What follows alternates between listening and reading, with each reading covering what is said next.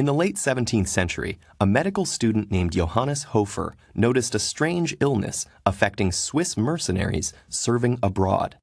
Its symptoms, including fatigue, insomnia, irregular heartbeat, indigestion, and fever, were so strong the soldiers often had to be discharged.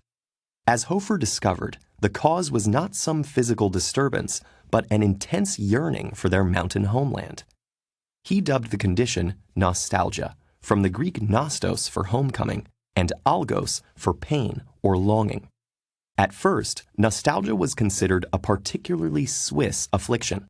Some doctors proposed that the constant sound of cowbells in the Alps caused trauma to the eardrums and brain.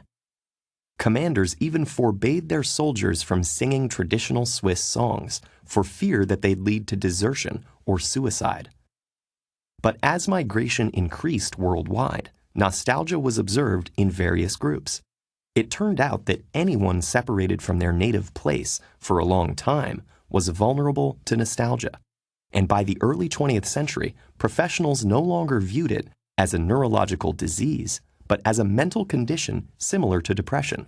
Psychologists of the time speculated that it represented difficulties letting go of childhood, or even a longing to return to one's fetal state. But over the next few decades, the understanding of nostalgia changed in two important ways.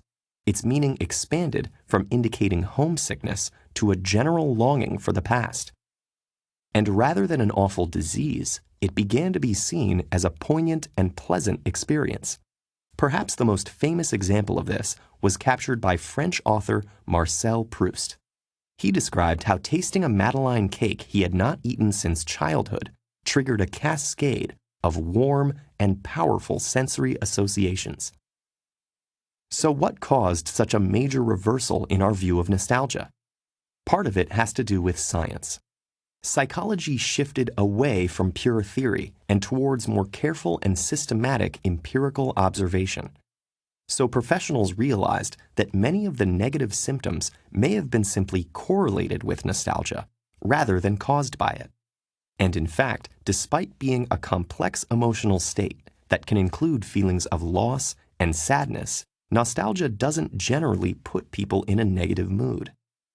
Instead, by allowing individuals to remember personally meaningful and rewarding experiences they shared with others, nostalgia can boost psychological well-being.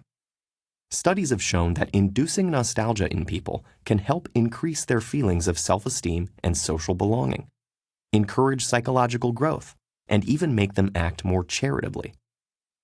So rather than being a cause of mental distress, nostalgia can be a restorative way of coping with it. For instance, when people experience negative emotional states, they tend to naturally use nostalgia to reduce distress and restore well-being.